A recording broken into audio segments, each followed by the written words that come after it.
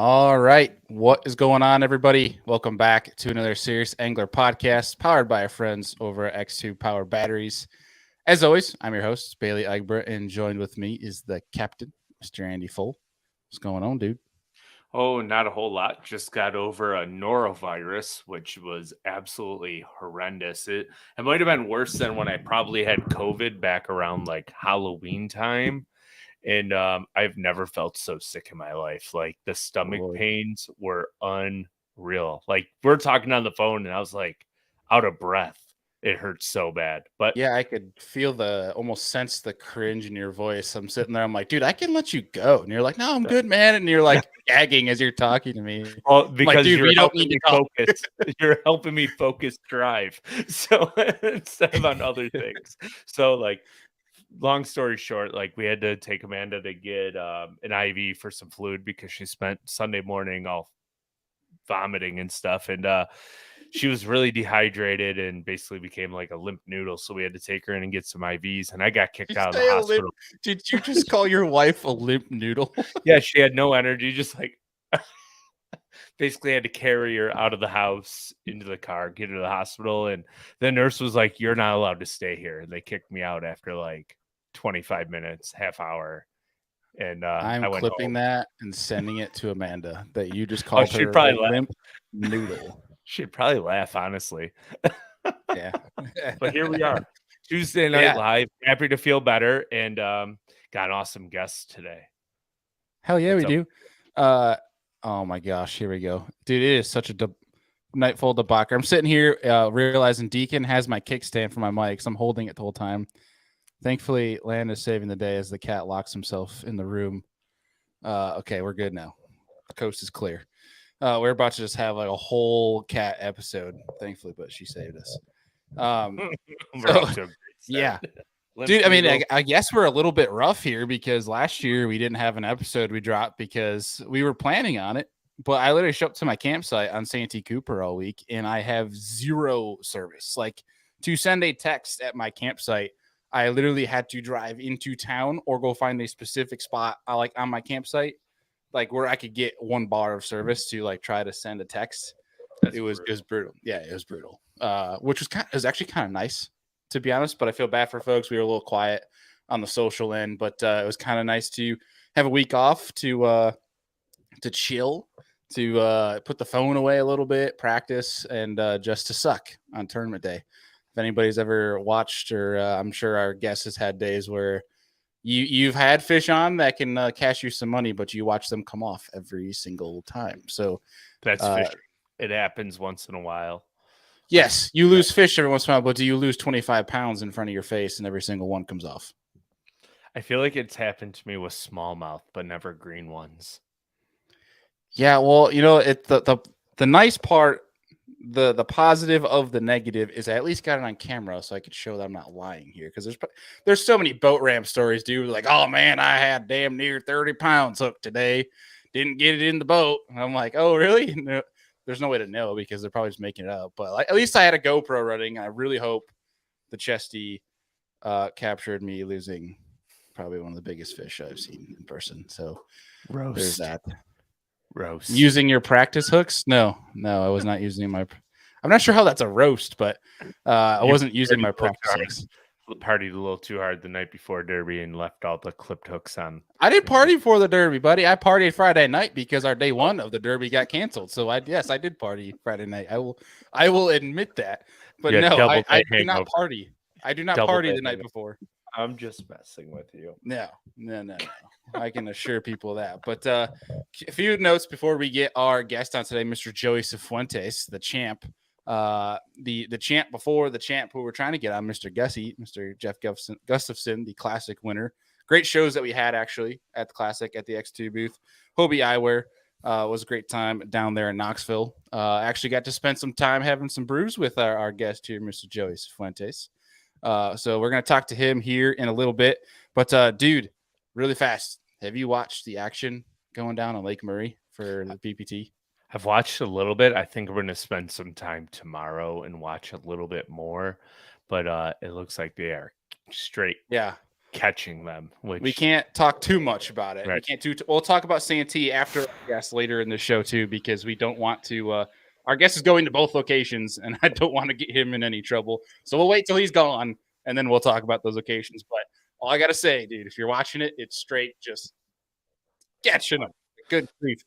But beyond that, last piece of news, and we'll get Joey on here, is Serious Angler hats are, again, for folks that might have missed it, are available. Serious Angler hats, just from the Bass Boat, on SeriousAnglerNetwork.com. And also now, our first Serious Dangler shirt / hoodie, the Brownfin Tuna, is available. So if you guys want to go check that out, I have a share screen here. I'll pull it up really fast for you guys. So I can't wait for mine to come in. Come down here, go to Serious Dangler Apparel, and you got your Brownfin Tuna.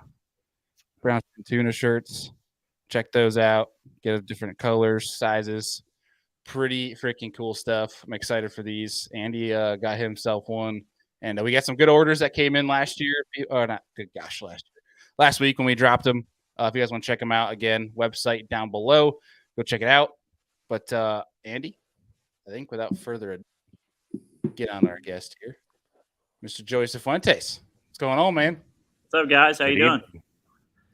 Cannot complain, man. You said offline, really, just to quickly introduce it. You're rocking the flannel for a reason today. Yeah, rocking the flannel for Gussie. You know, won that Bassmaster Classic, and I wear a little flannel myself too. So thought I'd put it on for the show. So congrats, Gussie, on the big win, man. It's awesome. Heck yeah, dude! I have to say, in stride with talking fashion here, I think your jersey is the coolest jersey out of all professional bass fishing. Well, I appreciate that. It's so my cowboy theme, Paisley goes perfect with that. I love Paisley. So I thought about it probably I don't know how many years ago, and I got my whole truck wrapped in Paisley in my boat, and so I did the jersey, and yeah, it's pretty cool. A lot of people like it, think it's a cool little deal. So. Well, for a lot of us northern folk, I've been fortunate to spend a lot of time in the South, but for us northern folk, they have no clue what the hell you're talking about when you say Paisley. Please quickly describe what that means. Well, if you can see it's over here. If you can see my boat, it's kind of hard to see maybe because it's a little too far away, but it's just a certain like pattern of sorts. Describe it. Yeah, it's just a bunch of little things. I don't know. Perfect explanation. Here, let me just do this. Oh, there we go. That's perfect. So yeah, so that design is Paisley right there. So I mean that's basically what it is. And there's a bunch of different styles of that, and so that's but that's Paisley, and it's all over my truck over there too. So heck yeah. Clint Bartlett says it's rural tribal. Rural tribal. There you go. That'll work. But I gotta say though, that T-shirt you had with the brown fin tuna. Yeah. Yep. That was really funny to me because me and my buddy, we call them big tunas up there when we go smallmouth fishing. Heck yeah. We always say we're going tuna fishing whenever we go up there. Heck yeah, dude. Perfect. That is awesome. Yeah. That is awesome. Dude, yeah, we're starting to have some fun with that on the side here of like some of the dangler apparel. We got some pretty cool ideas that we'll share with you. We're offline here after the show because they don't want to expose it to the folks just yet. But dude, first time getting you on the show was super good. Actually meeting you in person last week or 2 weeks ago, I should say, down in Knoxville. But first time getting you on the show for everybody that's new to this, we like to kind of throw it way back to kind of how this whole shindig of you making bass fishing your living started. With first bass you caught, who got you into it, who's at fault for this lifelong addiction you got? Yeah, so I guess initially is my dad. I grew up in Florida, actually lived there for 15 years, and my grandma lived on a little small lake there in Florida, and so I bass fished a little bit there as a kid. But I really didn't get into like tournament bass fishing until I moved to Arkansas in about 2001. And I met a friend I played baseball with in college, and we started. He introduced me to bass tournaments. Didn't even know anything about it, and so I kind of fell in love with it then. But through my college career, I went and played baseball, and when I got done, I met Larry Nixon and he was really the one that showed me everything I know about, tournament bass fishing and all that stuff, and going off to different lakes and all over the country and learning how to catch fish. So that's kind of the gist of it. Larry had a big part in my career so far, but I've been fishing. I think I started fishing as a co-angler with him. Man, it's probably like 8 or 9 years ago, I would say. And I did a couple, the Ever Starts at the time, fished a couple tournaments in the back of the boat, did really well, ended up winning a tournament, and I qualified to get into the FLW Tour, fishing that as a co-angler. And so I traveled with Larry a few more years, did that for 2 years, ended up winning another tournament out of the back of the boat as a co-angler. So I was like, man, I'm decent at this. Might as well give it a shot in the front of the boat, And so I did that. And, I think I spent 5 years fishing on that side. And it was, I just didn't, I hadn't qualified for the BPT, the Bass Pro Tour. And so I was like, man, I think I want to go after Bassmaster. That's the premier league to me. I think it's just where everything started. That's where I wanted to go. So last year I fished the Opens and thankfully it was just 3 tournaments and qualified to get in there. So that's kind of how I got where I'm at today. Heck yeah. And then you already got yourself a blue trophy. So you kind of really just shown that, hey, I belong here. Yeah. It's pretty cool to win a major tournament. I've been close a couple times, and it's been good to get that monkey off my back and get it done. Heck yeah. I think it was a couple pro circuit events, right? That you were like damn near almost won them. Yeah, man, I was on the St. Lawrence River. I think it was a couple years ago, I think it was a couple years ago, and I had like a 7-pound lead, and I blew it going into the last, which is a smallmouth.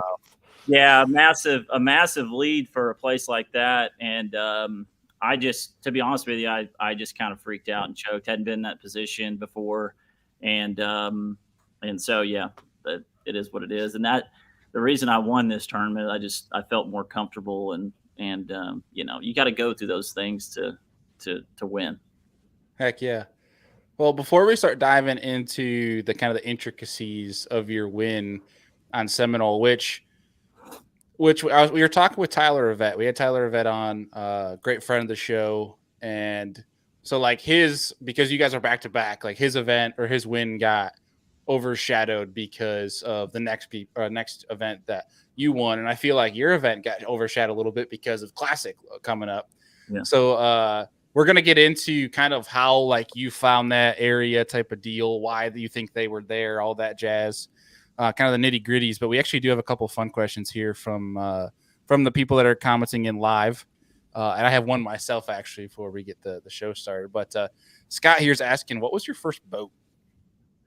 My first boat was my first actual boat was I think it was a bass tracker. Had like a, I don't know, 50 horse on it or something like that. Started fishing around here on Greers Ferry Lake where I live in Arkansas back in high school. That's pretty sweet. Before that, when I fished on my grandma's lake in Florida, I was on the rowboat. So I was just rowing. That's awesome. I say your biceps are probably as big as Bailey's will be after holding that mic all night. Oh, yeah. That probably helped with baseball a little upper body training, I'm sure. Yes. Yeah. Oh, yeah. And then in stride of that, Clint is asking favorite tool on your bass boat, something you wouldn't go fishing without. Can it be, I guess it can be anything. I would say, I'm going to say it's a spinning rod. Ah, you're below the Mason-Dixon and you said spinning rod. Yep. Spinning rod. I think it's an Arkansas thing. I'm not going to lie, because there's another guy from Arkansas that likes spinning rods that frequents our show. Spencer. Yeah. It must be an Arkansas thing, man. Yeah, that's what I grew up fishing. I actually grew up fishing saltwater too a lot, and that's all we use is spinning. Oh, okay. I just feel really comfortable with it. Like if if I could just have 3 spinning rods and go fish every tournament the rest of the year, nothing else on my boat, plain Jane, no electronics, I would feel fine. I'd say you could. Yeah, I'd say you'd be just fine with the rest of the year with only 3 spinning rods. Now you got Florida out the way. That's right. Yeah, for sure. We got a couple more coming in that we'll get to them throughout the show. There's one more that came through that I have to ask, and feel free to plead the fifth on this one, but it's too good of a question to not throw out there. CW Clark says, how good, bad of a fisherman is your father-in-law? I'm assuming there's some inside joke here. Oh yeah, my father-in-law. When I married my wife, my father-in-law, he's always fished, but he really got into fishing, and I've been teaching him. He's getting better.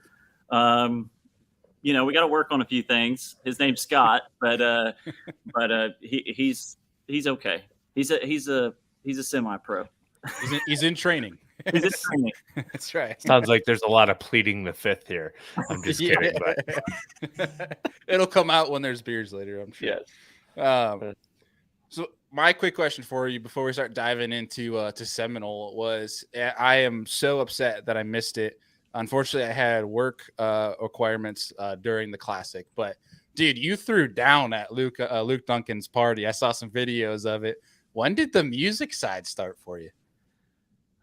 Well, when I went to college, well, first off, my brother played in a lot of bands growing up as a kid.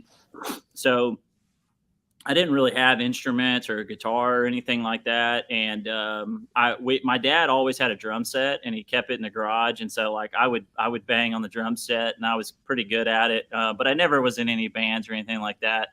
And then when I went to college, one of my roommates, his name's Hayden, he had a guitar, and I was like, you know what, I got to get a guitar. I got to learn how to play this. So I started playing in college, and then I met my wife, and she went to Nashville actually for a little while and did some singing and some music and stuff like that. So we kind of hit it off really good. And so we play all the time. I play at my church, and she sings, and I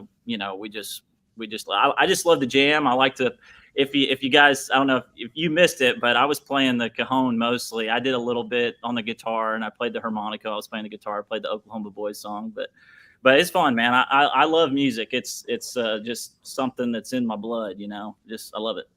Yeah. I'm trying to remember who had the story up when you were playing. I want to say it was, feel free to correct me. I think it was you, Luke, and the dude from Whiskey Myers were on stage together. No, it was, I did Bradley Hallman. Oh, okay. He came up, and I played Oklahoma Boys because that's like the only song I can play on the harmonica. So I was like, I'm going to do this one for you, Brad. So he came up, and Luke and him were singing it, and I was playing it and playing the harmonica. It was fun. That's awesome, dude. I saw it was sent to me a few times. They're like, dang, Joey's a man of many talents. Yeah, I wish I could have played with the Whiskey Myers guy, man. That was sweet. I did get to shake his hand, which was really cool. I've seen him in concert around here. We have like chuck wagon races in town, and big stuff like that. He comes through all the time, so I've seen him multiple times in concert. That's awesome. It looked like a hell of a party. So big props to Luke. Finally got to actually meet Luke. I talked to him a bunch of times over social, but never actually met him in person. Finally got the time to actually introduce myself this past weekend, but that looked like a heck of an evening for you guys. Yeah, it was a lot of fun. I think we stayed playing. This is kind of funny. We played till I think 1:30 in the morning. And when I got done, because I was beating on that thing the whole time, my hands were so swollen I couldn't get my ring off my finger for like 4 days after the Classic. Dang. They were just so sore. I've played that things a few times, just messing around, but for that like 4 or 5 hours long, like it was, and I was just drenched in sweat. I bet. I had a blast, man. It was fun. Heck yeah, dude. Especially at the Classic. I mean, yeah, throw it down. Heck yeah. Well, dude. So getting back to the fishing here, when it comes to Seminole, we saw a lot of guys that were up shallow. You saw guys that had success doing it, like Revette, whether it was throwing a wacky rig shallow or, power fishing, throwing swim jig, frog and all that jazz. But what led you to wanting to look offshore, and especially in a giant sea of timber? I mean, they showed shots of your live scope during the event, and all you saw was, it looked like literally just 15-foot tall grass because the timber was so thick. What led you to go look out there, and how did you approach trying to find fish in that? So me as an angler, I feel better fishing deep. I do fish shallow, and I will fish shallow. I have no problem doing it, but I like to go try and find something deep first. And during practice, we had a big cold front coming. Everybody knew it was coming, watching the weather, and it was blowing. It wasn't that cold, but it did cool off a little bit and cooled the water back. And so I was thinking there was probably still going to be, a decent amount of pre-spawn fish out there. So I have a little bit of history on that lake. I fished a tour event back in 19 and did terrible. I learned a little bit from that, but then I fished a Toyota tournament, Toyota Series tournament, and that area that I fished in is where I caught all my fish, was in Spring Creek right there. And so I knew going into that tournament, and the other thing was my dad was a co-angler in that tournament, and I made a top 10, and my dad almost won the tournament as a co-angler. He finished second, and he got to fish with there's a couple guys that are really good on that lake. And so he got to fish with one of those guys, and I was actually right next to him. I could see my dad fishing with him and the kind of the same stuff he was fishing. And it was a completely different time of year, but I knew hey, this is where I want to be. I'm going to spend 3 days in Spring Creek, and I'm going to figure out how to catch them. And so with that cold front, I went out in the trees and was looking for fish on live scope. You hear about all these guys like that guy in Texas that's catching those giants. He's out there chasing big ones in the trees, and he's catching 15, 16-pound bass and stuff. And I was like, man, if I could get 5 big bites doing that, and they're out there in the timber, that's a good chance to win a tournament or, make a check. Really, it was my goal was to make the cut. And so that's why I went out there and looked in those trees and fished that kind of thing. Now, approaching that from a standpoint of for anyone that either doesn't have a lot of experience fishing timber or it's brand new to them, I know for personally speaking, being from New York, I go down to Toledo Bend for the first time, and it's I don't know what to do with all this stuff. And one of the lessons I was told was approach offshore timber as in you don't see it. Look on your mapping and as if there's no trees there. Try to find areas on mapping that you think they're going to be there, and if trees are there, use that as it's an additive of a place for them to reside. But say for somebody who has no experience fishing timber, how do you go about even using electronics, finding fish in that? Where do you go to look first? What are your telltale signs? Is there anything electronic wise, or you have to fish a lot? So the specific area that I was fishing was if you look, the mapping's kind of bad on Seminole, but on some lakes, I like to look where the deep, the main channel swings in close to spawning flats. So that little particular spot I was fishing was a perfect example of that.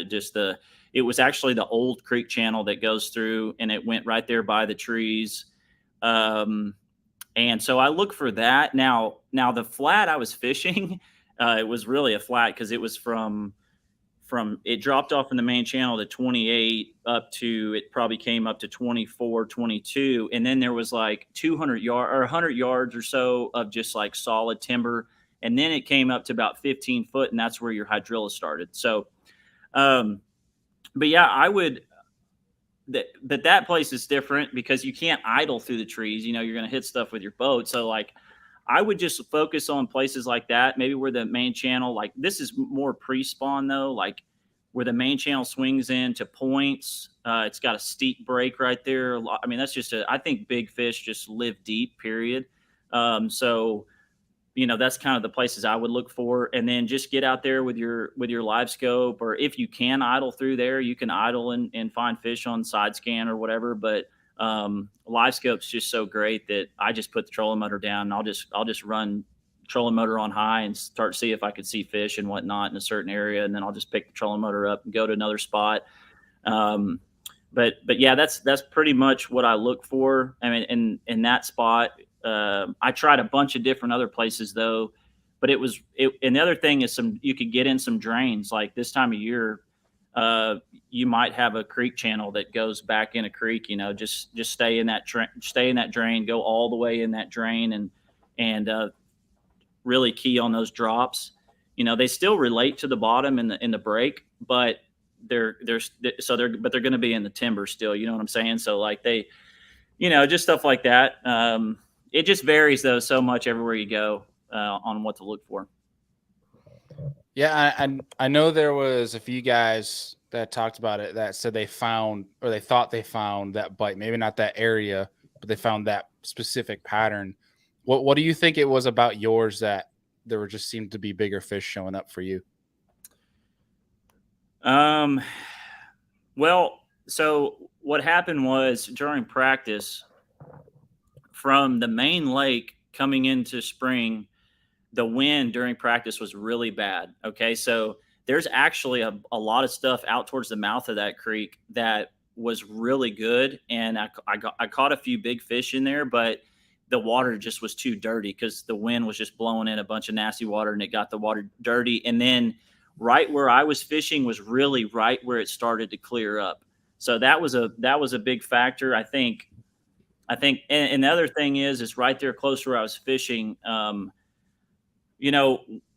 Something that I've learned over the years on a lot of these lakes is out in like on the islands. If you have a bunch of islands on your lake or just kind of out there in the middle, if you have shallow water, like that is where your big fish are going to spawn a lot. I mean, there's going to be big fish that are going to go back in creeks and stuff like that. But so right there on the main river and right where spring comes in, there's a bunch of big flat water spawning areas. So it's just a great place that bass can go from deep, spawn really quick, and go right back to deep really fast. So it's just, I don't know if there's a correlation between that and big fish, but I think there is. So that's kind of why I picked that spot.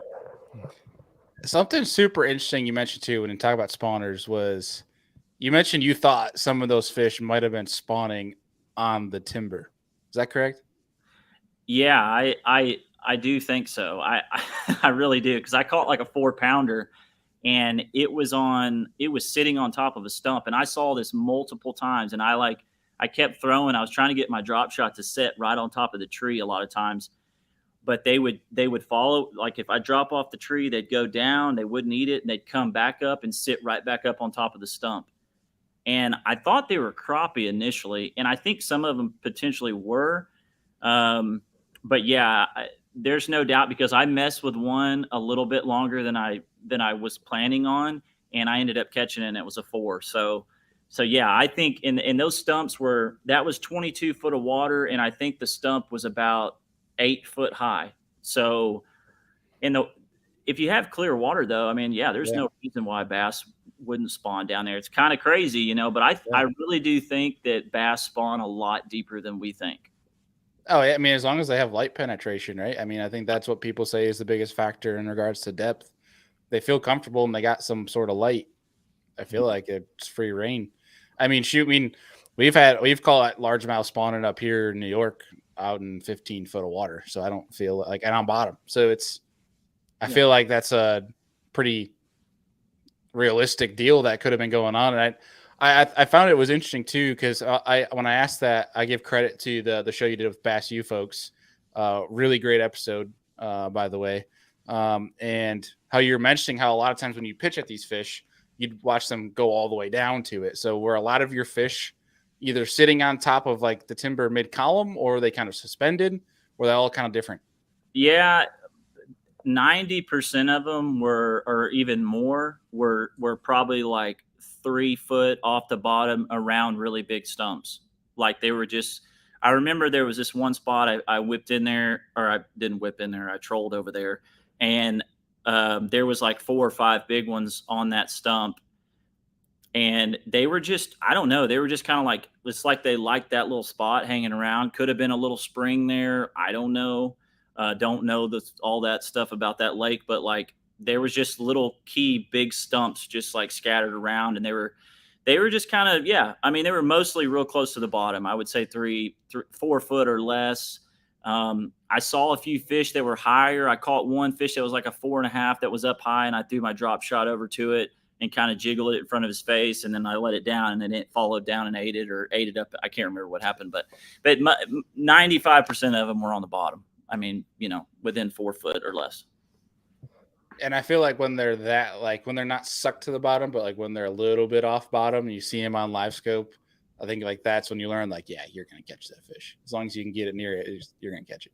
Yeah, absolutely. And I the other thing is too, there's a lot of fish that are welded to the bottom that you can't see with live scope.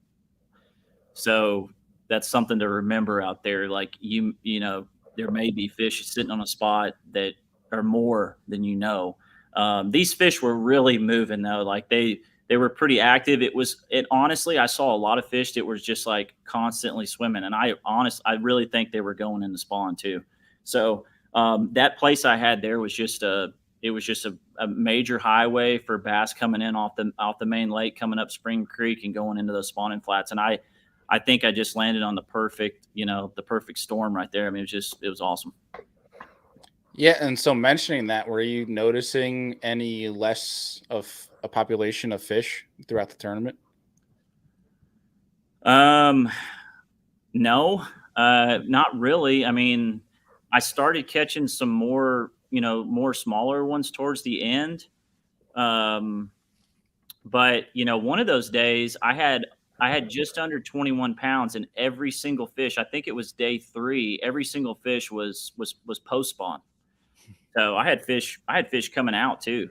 I mean, I think I could have probably fished another 4-day tournament, and I'm not gonna say I would have won, maybe a 3-day tournament, but yeah, kept the limit. Yeah. Yeah. I mean, I think it was still going to be good there. What was going through your head? I think it was the last day you dumped one at the boat that was like right around 5 or 6. I think you said. What was going through your head when that happened? So when you got Tyler Rivette behind you, all right, day 3, he weighs in like 25 pounds. Yeah. I got a 4-pound lead. So, I mean, I got a little cushion, but like I didn't feel like it was enough. Did you have St. Lawrence thoughts going through your brain? Yes, had St. Lawrence. Absolutely. And then behind him is Greg Hackney, who I was right next to those guys in the bag line, and then more so Greg Hackney. And I was sitting there looking at his fish the whole time, and he's got like 23 pounds. He weighs in 23 pounds that day. So I'm thinking like, oh shoot, he's on him. And so, yeah, man, like that whole day, I knew I probably needed, if I had 20 pounds with a 4-pound lead, that gives me 24 pounds. I'm probably going to win. I mean, you never know though, but I mean, I still had that 4-pound cushion, so I guess I don't know how it works. I can't do math, but anyway, so yeah, like going through that day, I was catching a bunch of small ones, and then I lost a couple decent fish. And right there at the end of the day, I knew I had like, 16, 17 pounds, and it really ended up being 18. But like right there at the end of the day, I went to a new spot where I hadn't fished yet, and the water had cleared up. Same place, like creek channel swung in, and it was short, like 40 yards, and then it was straight grass, and there was a bunch of timber right there. It was just ideal spot. And I saw a fish pitched up there, and I actually pitched over a tree, and I could see it right there under the water. So when I set the hook, I like got my rod up really high, and I don't think I really drove the hook in the fish's mouth good enough, but it was one, how like those really big fish, just like when you hook them, they want to come straight up and jump. This fish did that, and it came straight up, and I was catching up to it, and it just jumped right there in front of the trolling motor. Nobody could see it, but it was the biggest fish. It would have been the biggest fish of the tournament that I'd caught. I'd caught like a 6 1/4 or something like that. This one I think was probably close to 7. Like it's math on it. It was huge, and it was just, man, I was devastated. Like, you don't know what people have behind you. You have to expect that they're going to catch big bags. And you can't mess up, and you have to fish clean, so you always hear that, like, you got to fish clean for 4 days to win a tournament. And I was just, I was kind of negative, but I kept plugging, but like, man, it was had the demons. Yeah. I mean, it was just, whew. Why do you think that came off? Do you think it was just happenstance, or do you think there was something there that, post tournament, people say hindsight is 2020. What do you think might have been the reason for the fish coming off? Yeah. Well, that last day I lost that fish and I lost 2 more 4-pounders. And I noticed that day it was a little bit colder. I think I wore my jacket that day, and it was a little bit high pressure day. So I want to say maybe they just weren't eating the bait as well that day. And looking back, some of those other guys, like nobody really caught them the last day that well. A couple guys did, but it just didn't seem like they were eating my bait that good. And I think it was maybe because of that high pressure day. And really though, that situation in when I was pitching over that tree, because it was like there was a tree every 2 foot where I threw my drop shot, but I didn't care. I was like, I'm just going to throw it in there and see if I get a bite. And I just couldn't get that. I don't think I got the hook in that fish. And when she came straight up, like, it's just one of them deals, man. This come out. Yeah, I was a big fan. Andy, you'll like this too. Yeah, you were throwing a 7.6 for the drop shot for getting them out of the timber a little longer, more leverage. Yeah, good leverage. Yeah, that's a really, to me, that was a really big key, because when you fish a lot, you can feel a big difference in a 7-foot rod and a 7.6-foot rod, or a 7.3 and a 7.6. So I felt like I wanted, and the other thing was like that fish, I was making short pitches and I wanted to get them and horse them straight up, because if you hooked them and you were fighting them and they were staying down there and they went 10 feet to the left, you're going to be hung in a tree and you're going to lose your fish. So I just wanted to horse them and get them out of there as quick as I could. What hook were you using for that, if you mind me asking? I was using a rebarb hook. Like a 3-aught, 2-aught? No, 1-aught. 1-aught? Okay, small. Okay. Yeah, cool. I that's pretty much all I throw is a 1-aught hook on a worm. A lot of people, I've been sending messages out on social media. They're like, hey, what hook should you use? And it's a really small hook, but I'm telling you, it hooks them almost every time. Now, I lost a few fish LSA, but it hooks them a lot. Like you don't have to have, and actually, if I would have had a bigger hook, I would have lost way more fish. That small hook, it's light wire, it's super sharp, and it just hooks them. I mean, good, and they stay on there all the time. It's like when I go up north and I drop shot fish, like when I'm hooking them through the head, the flatworm or whatever, I'm using a tiny little hook, very small. So yeah, I get that. So I was going to say, Scott has a question of how long of a leader hook to weight, but I do have another question to add on. How heavy of a tungsten weight or drop shot weight were you using to basically simulate the fall to get those fish to react along the timber? I was actually using a 1/4 ounce, and it wasn't dropping real fast. And honestly, I never really tried it. I was in that 20 to 22 foot range. So a 1/4 ounce weight is typically what I use in that situation. I guess I could have tried something heavier and dropped it on their head, real fast or something like that. But I never did try that. So 1/4 ounce weight was perfect. It was falling. It wasn't falling fast. It was just like a good medium speed down. And it's almost like it just gave them those really big fish. They're kind of lazy, like they like to go down slow on your bait and stuff. Didn't race past them. Yeah, so it's just it was the perfect speed. Like they were just sit there and nose down on it. When they got to the bottom, they just you'd sit there and jiggle it for a second and bonk. Yeah, so it's like candy falling past your face slowly, Andy. You're like, oh, look at that. Yeah, I get that with drop shotting all the time. Yeah. I'll say Andy was nerding out the way you were catching these fish, because Andy is, if he can catch him on a drop shot, that's about all damn thing he's going to throw all day long. I've gotten lucky and won some money drop shot fishing, so I'm not going to complain. Hey, I love catching them.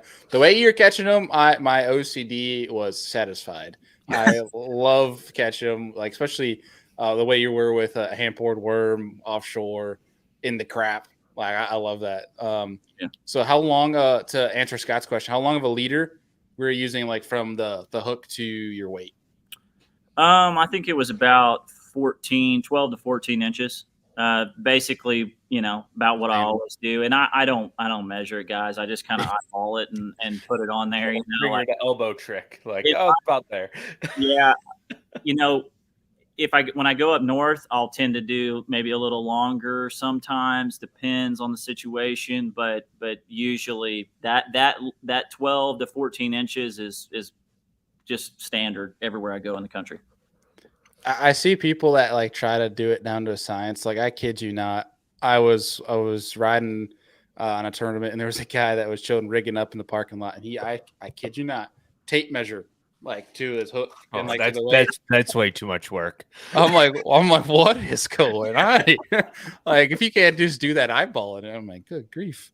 So I do have a question for you, Joey, though. Like, predetermined roughly 12 to 14 inches. Have you ever noticed with drop shot fish how they'll nose down on it and won't eat it? Have you ever thought about trying to like go longer, like a 36 or a 40-inch leader, to see if they would come up and eat up on a drop shot as opposed to down? Yeah, I've thought about it, but I haven't tried it. So I say that I may have tried a really long leader sometime, but it's just kind of like so weird when you're casting it and stuff, like it's so long with it. Carolina rig on a it's like it just feels weird. So no, I hadn't really tried it. I would, like if I was somewhere and they were eating on shad, like for sure, something that was real high. I don't know. I would put some minnow bait on there, and keep it high. Maybe I might try that if the fish were a little suspended more, but nah, I haven't tried it. It's a good one though. We should try it for sure. Is that something you've done, Andy, for your smallmouth? Is that why you're asking? Yes. And now you got to explain. Okay, so a lot of times smallmouth will nose down on drop shot baits because they're feeding down on gobies. But every once in a while, everybody out there is fishing 10 to 12-inch leaders. And by like July, August time, I'm like, last summer I was like, let me try it. I was on a guide trip and I threw a cast out there. And on Mega Live, I went to like a 30-inch leader with a half-ounce weight, something real heavy to get it down. But then I could just hold it there and I would literally watch the fish come up off the bottom and eat it when they wouldn't eat it when it was right at their face. So that was the reason why I was asking. And I ended up getting me like probably 100 to 150 more bites throughout the summer to fall, just having a long one tied on when they would get off of feeding down or parallel. You'd get them to come up and eat it. That's very interesting. I like that. I'm going to keep it right here. And now the whole world knows who tunes in. So yeah, I'm sure people have been doing that for sure. Oh, I'm sure they have as well. But I was wondering in the timber if you did try that at all. And obviously we found out you didn't. But yeah. What was like the braid pound test to fluoro? 10-pound braid and 12-pound fluoro. Go ahead. I was gonna say, are you an FG'er? Absolutely, it's the best knot ever. And I got a cool story. Okay. When I was a co-angler, back in the day, Brandon Cobb was fishing on the FLW tour, and we were on Pickwick Lake, and I drew Brandon Cobb, and I was in the back of the boat, and I was throwing a shaky head, and I was firing up there, and I hated slowing down my pro, so I just break off every time. I was just like breaking off and breaking off and breaking off, and Brandon looks at me, he's like, "What knot are you tying to your leader knot?" And I was like, uni to uni. I don't know. It's the only thing I knew. And he said, "That's trash." He power pulled down and he tied a FG knot on my rod for me, which I thought was really cool. He's in the middle of a big tournament and he's tying the leader knot on me from my rod. And I never broke off. I did break, but it always broke at the hook. And I'll never forget that day. And I'll never, ever tie anything else but FG. So we should be hiring Brandon for his knot tying services, is what you're saying. Yes, he's good. He's good. Per diem. Yes, that's awesome. That's such a cool story. Have you ever told that before? Not on a podcast, but I think I've told a few people before. Yeah. I would say you probably told him that. Like, I'm sure. No, he has to remember that, right? Yeah. Say that again. I'm sure Brandon has to remember that, right? I don't know. He roomed right next to us at Seminole. I didn't say anything to him about it, but Next time I see him, I will. He probably remembers. Well, you know what? Well, I posted the time that you started this story because we try to like. It's so hard for me to go back and remember all the cool things that our guests say. But I'll clip this and post it, and then we'll tag him and see if he remembers. Cool. Like There we go. We'll put him on the spot. We have a cool question here. Well, not cool, more funny. Mr. David Jong from Angler's Channel is asking, how many cowboy hats do you have, and have you lost one on a boat ride? I haven't lost one on a boat ride, but I lose them more while I'm fishing, and like if the wind like all of a sudden takes a big gust up or something, it'll just blow it off my head. But the cool thing about a cowboy hat is it floats, so you can just go there and pick it up. But so I haven't really lost any on the water, but I don't know. There's probably 10 or 12 of them and around here in my shop. I've got like 4 or 5 of them sitting up there that are retired from every year. Like I usually run. I could probably go with one hat every year, but probably mid-season I'll get another hat because I put it between my legs when I run, and it just gets all bent out of shape. And you can reshape them and stuff, but right. You know how it is these days. They just don't make anything as good as they used to. So just gotta buy a new one. You gotta stick with the OGs. That's right. Yeah. Okay, so 2 questions on that. Has anyone asked or any sponsors tried to get any real estate up there? They have mentioned it, but I told them it's going to be pretty pricey. I got like 15,000 for the side, 15,000 for the side, 25,000 for the front, and 25,000 for the back. So what's going to happen is one of your sponsors is going to make one and send it to you and be like, "Please wear this." Yeah. And you're like, "Crap." They're going to have to pay. I mean, it's just this is the way the game works. That's right. Yeah, if you want the front, it's entry fees. If you want the side, it's truck. Like you guys pick your poison. Love it. My second question on the hat is: do you smallmouth tournaments? You're going through baits, especially when you're throwing flatworms. You're getting that many bites. Are you putting them up there like easy access? Like, no, I haven't done that yet, but I've seen it done. That's why I've asked. There's putting people it that have right now. It would probably work. I mean, those things, they'd probably stick right there. I could set them right there, just grab one, put it. That's what I'm saying. You just gotta be like some storage deal. I tell you what, if I make live and I'm smallmouth fishing, I'm going to keep my baits on my hat, and I'm just going to be grabbing them right there and put them on my bait. There you go. There you go. You got like a little hanger, and you just put like put your pack up there. That way you don't have to go back and get in that the would box. cost $25,000, Bailey, if it's Berkeley back set. All right, like that's right. That'll cost some money. Pier fishing, cough it up, man. They need that real estate. That's what I'm saying. I know a guy that can put a word in. But yeah, sorry. I had to ask. My imagination was running wild. Be awesome. It would. Yeah, it would. So getting in back onto with Seminole, was there any just kind of wrapping up how that event went for you? Was there any adjustments that you had to make throughout the event, or was everything pretty status quo each day? Just put them in the boat. Yeah, not really, man. It was the drop shot was just the deal. I didn't. Maybe later, like towards the last couple of days, I would make multiple pitches, have to make multiple pitches at a fish like that last day to really get them to bite. They were, because I think it was a high pressure day and for some reason they weren't feeding. But no, man, that drop shot was so good. Most every fish I put it in front of their face, they ate it. So I just stuck with that. Didn't really change it up much. I got you. Was it like just a hold your bait in front of their face? Was it dead stick, shake? Yeah, it was. I was just like, I wiggle it a little bit, but like very subtle. I mean, I don't do anything crazy, like I see a lot of guys going like this or something like that. Like I was literally just barely shaking it a little bit. And I fish a lot. Like when I go smallmouth fishing, I just hold it dead still. When I fish for largemouth, I usually give it a little shake, and that seemed to be, it seems like they want a little bit more action for some reason. I don't know. That's one thing I've noticed with some people that I'll go fishing with. I'm not trying to claim myself as like some really good drop shot fisherman because I'm not. Well, there's people that they're shaking it on tight line. I don't think they realize how much they're moving that bait. Never People don't realize all you're doing is knock on the slack when guys are doing that. Just to keep it in place where it's like, I guess this is one thing to call out is I definitely see some people that it's light line. They're like shaking. You made the point of like the people that shake it almost too much. Yeah. I don't think people realize how much their bait's actually moving. I am a shaker. All right. I am a shaker. Yes, but you shake your line slack. You don't actually like there's like 4 feet of slack when that thing is moving just to make it do this. But yeah, you want to feel them too.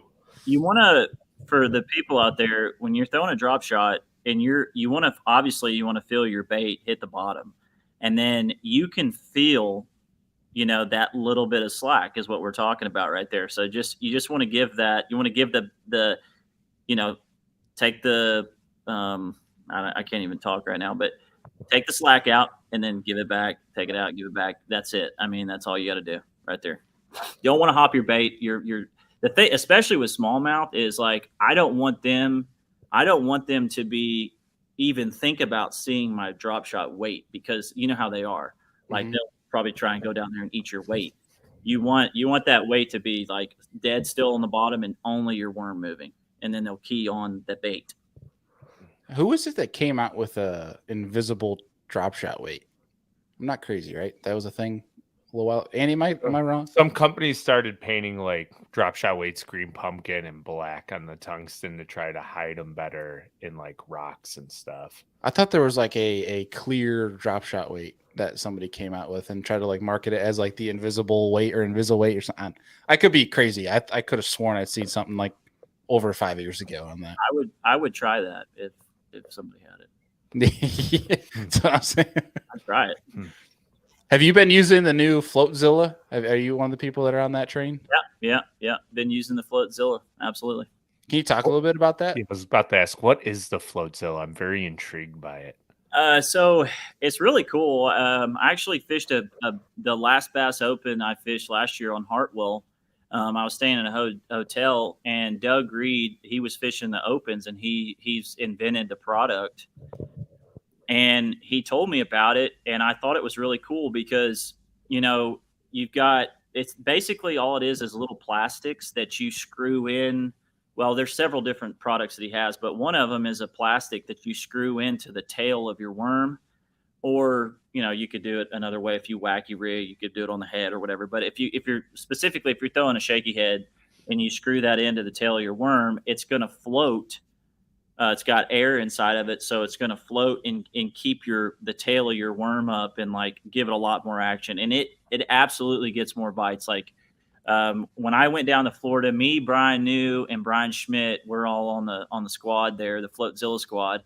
And I remember Brian, and the same day we were all fishing, and we called each other at the same time. And we were like, dude, this thing is awesome. Like the fish were spawning, and we were just pitching stick baits out there and like have that float on there. And it was just, I don't know, something about it. It's just really cool. It's very simple, but it does get more bites. And so, yeah, it's gonna win some money somebody's going to win a tournament using that thing. There ain't no doubt. Yeah. Schmidt came close at the Classic. Yeah, he did. Yeah. Yeah, it's been a cool little deal that I've seen floating around. It seems pretty easy, like screw in. Now, do you think they'll like, as it evolves, they'll make like different sizes, smaller kind of? Yeah, so that's one thing we're going to be working with him on is some more shapes that like fit different worms better, because the main floats that he has, they work really well on like if you're throwing a Magnum shaky head worm or something like that, like a bigger worm, it'll fit that worm really good. And the bass probably don't care, but for me, like if I'm going to throw a little small, like the bottom hopper worm, or if you guys throw trick worms or whatever, like I want it myself to look a little better, if you know what I'm saying, or like just a little bit different shapes. But yeah, I think in the future we're gonna have some different styles and stuff like that come out, make it look cleaner. Yeah, give you some more eye confidence in your baits. Like yeah, absolutely, it's a big deal. It almost kind of looks like it's like a whistle-ish shape right now in regards to like almost like a pen cap, if you will. Like it'd be awesome, like a little bullet shape type of deal, almost as if a weight to kind of like, especially if you got a worm that you wanted to give some rounded end to. Yeah. Something of that sort. It's a super cool deal. I encourage people to check it out. And we should probably check before the end of the show to see if it's on Omnia yet. I don't think it is. I was just looking at the Floatzilla website, though. The one that I'm really intrigued is the Wacky Worm one. And I saw a video somebody posted the other day. You can cut might have been Cobb. You can cut Wasn't that you, Joey? No, it was Joey, wasn't it? Yeah. Cut the worm in half and then screw it on. It's like, those things look cool. And I just looked up the website. I'm like, I might have to order some of these. Just to try it. It's definitely worth a try. I love it. I don't know. I think it's really cool. I'm glad that Doug we just kind of met at the right time. And I think the product though, like as we build and get bigger, like it's going to get even better, and stuff like that. So yeah. Yeah. It's a cool deal that like, it's another one of those examples of something small, but something super creative that we think this innovation is done when it comes to fishing, where something small like this pops up where it's like, some people like I think your general consumer looks at it and they're like, I don't really understand it. But like for a lot of us bass anglers, they're like, hey, that can have a real place. I think that's a cool part. I'm excited to try some. But Andy, you got anything for Joey here before we hit him with our last question of the night? I do have one more Dropshot Worm question for you. When you're fishing the trees down there at Seminole, were you using just one color, or were you like rotating through a bunch of different colored hand pour worms? No, I was using one color, and it's Morning Dawn, and it works. If it's the first color I always go to, and it is always the only one they ever bite for me, typically. I mean, there's other colors they do bite. I mean, I probably could have thrown something else maybe a little off of Morning Dawn, similar, but for some reason, man, that color, like, I think it looks different too. Like, it looks weird when you're holding it and you're looking at it yourself, but when it's in the water, something about it, like it looks like a natural worm or something like that. I see that kitty cat there in the window. Yeah. he's the demon child. Is what he is. I'm not a cat guy. Don't like him. Nope. When you got a fiance that does. Yeah, I hear you. Hey, he's cool enough. He'll be all right. Yeah. So Morning Dawn, though, like I'm telling you, man, I've been fishing a while now, and that's the go-to for me. I'll probably never ever throw any other color. Like it. I'm in the same boat, man. It's hard for me to get away from Morning Dawn because I mean, you said it on Bass U, and I feel like there's been several other anglers that all say the same thing. Like, it's like a great pumpkin. It catches them everywhere around the country. Like, yeah, I got a question. Did Aaron Martins, did he come up with that color? Do you guys know that? I know there's an Aaron's Morning Dawn in that. I think Aaron's was Margarita Mutilator. That is really good color. It's very close. I think it was Aaron's Magic and then Margarita Mutilator. If we stay on here long enough, I can actually confirm this. I will get the Kenneth of Duke, who's a bass fishing historian, to confirm. Yes. Well, perfect. Yeah.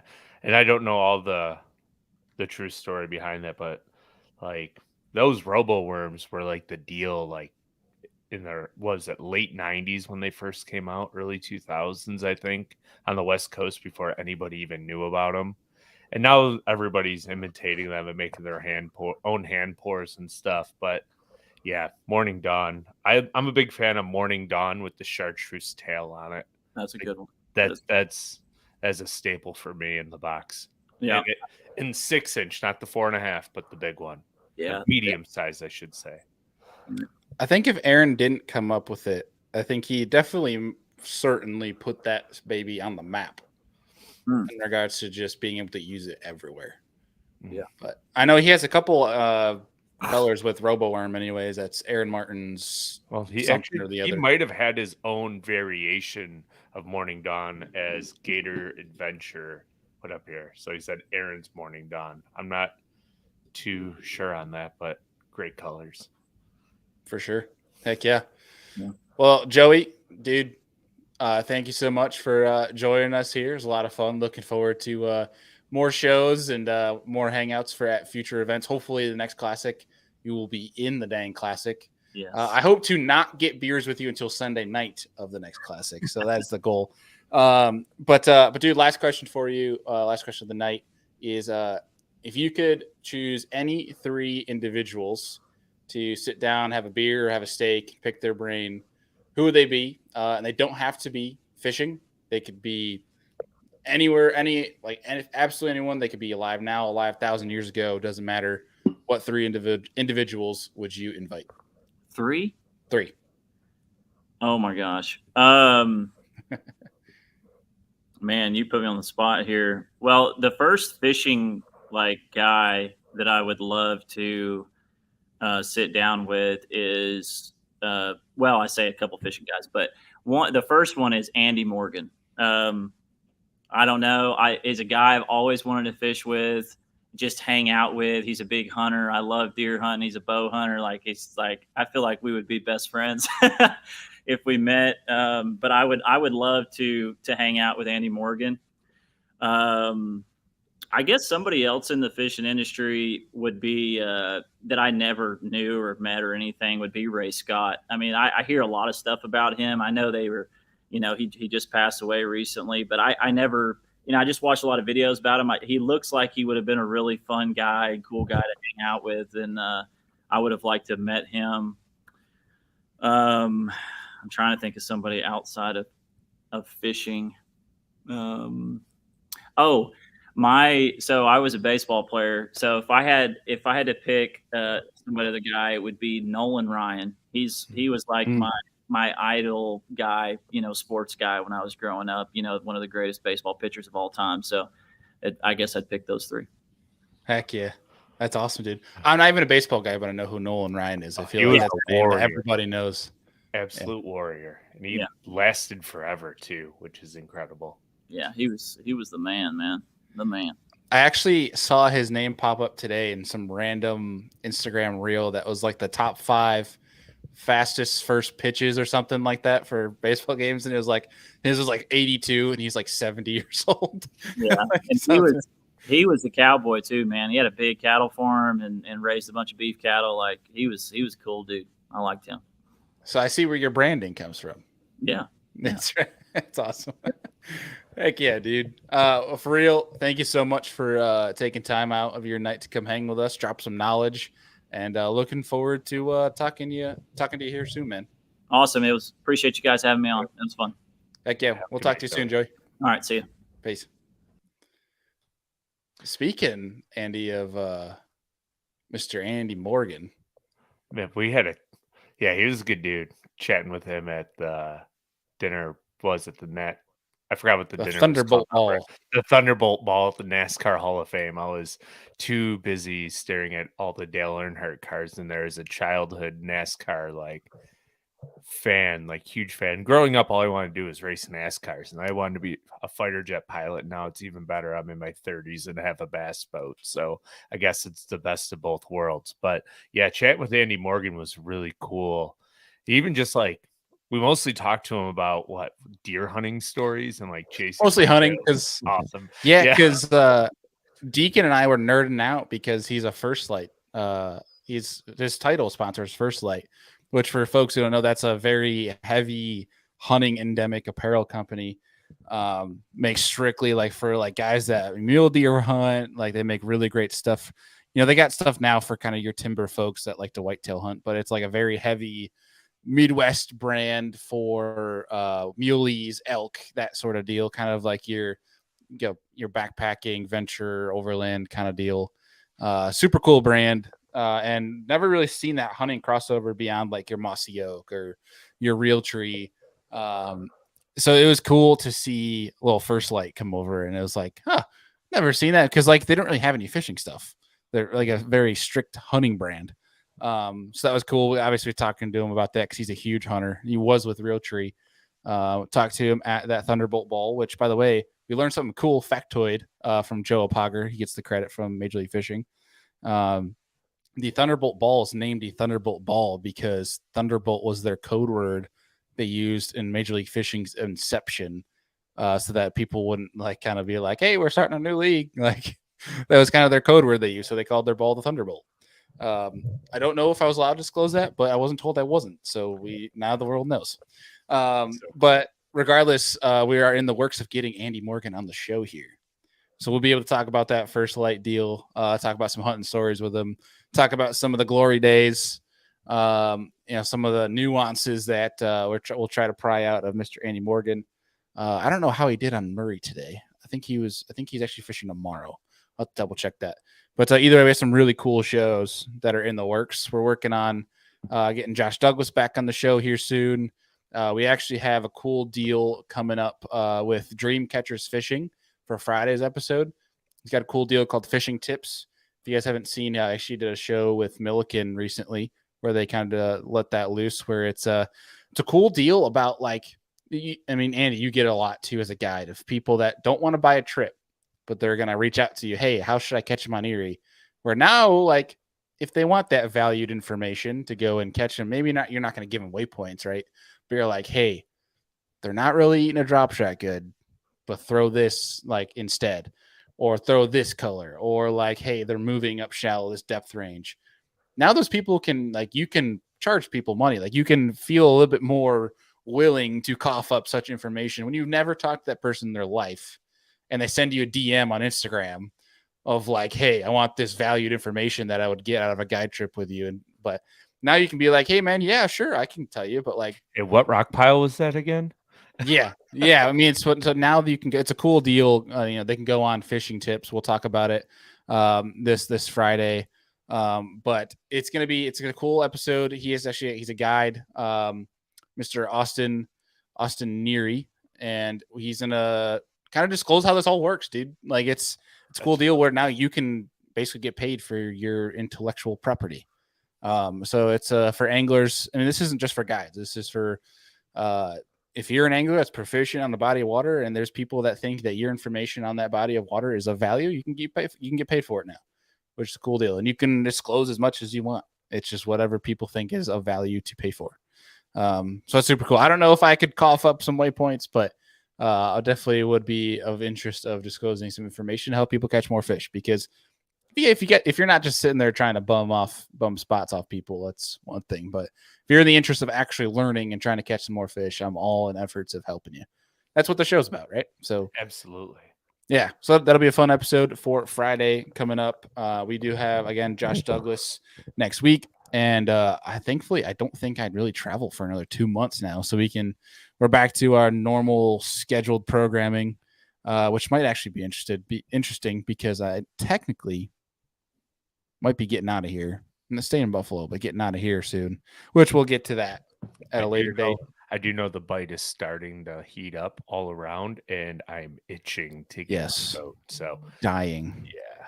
I'm back home after a 2-week binge. So it is date weekend with the fiance. Otherwise, I would be out there fishing pretty damn hard. I'd be out there Friday, but my brother is deciding to up and leave for Utah. So he wants to say hello one more time before he leaves, the bastard, leaving me, and then takes up a day. I could be going catching giants out here in New York, but here we are. Oh yeah, fun times. But dude, great episode today with Joey Cifuentes. Caught him in a way that was super cool. Probably one of my absolute favorite techniques. I know some people hate spinner rods; they hate a drop shot. But for me, that kind of deal, that's literally you find me from post spawn up until basically when they're in full fall, bait fish feeding mode. I always have that drop shot locked in my hand. It catches big fish, it catches a lot of fish. It's just a super cool deal when it gets you out of a pinch, especially, really not especially, really everywhere around the country. Yeah. I mean, I've had practices where that's all I can get them to eat. And I'm like, you know what? I'm throwing a drop shot all day. And then you get lucky and you win a tournament doing it because everyone's trying to power fish because their practice was blowing 40 and sunny and they're eating a chatterbait. And here we are in Derby day and it's flat, calm, high pressure. And I'm fishing for 5 bites and get them to eat a drop shot. But anyone can throw a drop shot. It's just figuring out how to get bigger bites on it is the trickier part, in my opinion. So. Yeah, and that's what's I think the cool thing, I guess, of drop shots or dragging is if you're dragging or fishing slow like finesse like that, your bite is always going to be good. You can always catch them on power techniques during certain conditions, but wind only helps like a drop shot or a dragging bite. It never hurts it. Although for a moving bite, no wind hurts it. Yeah. Whereas like the conditions, they're always going to eat a drop shot. Always. Agreed. Always. Which I am looking forward to one of our lakes here, Andy, that you and I cherish and love, where we catch them on that specific technique, and looking to do exactly that here soon. I am so sad that I'm not going to get there this spring. Oh, we'll have to find a day. We need to if your truck ever survives. Yeah, if I ever get it back. I will take my truck. Yeah, we'll figure it out. Yeah. But dude, a lot of fun. Again, for folks, the new brownfin tuna shirts are available now on the website, SeriousAnglerNetwork.com. If you guys want to get those, we have another one dropping probably May 1st, maybe. We'll give you guys an official launch date. We're going to keep trying to drop those every couple months, give you guys some specialty shirts. The apparel, like I said, SeriousAnglerNetwork.com. We're going to be starting to give away a bunch more hats too. So if you guys want Serious Angler hats, but from the Bass Boat hats, keep tuning into these lives because we're going to start giving them away on the live shows because we appreciate you guys all coming on. There's a lot of familiar faces that always engage. So appreciate y'all 100%. Andy, anything else? No, I think we're good there. Cool. Appreciate you folks. See y'all on Friday.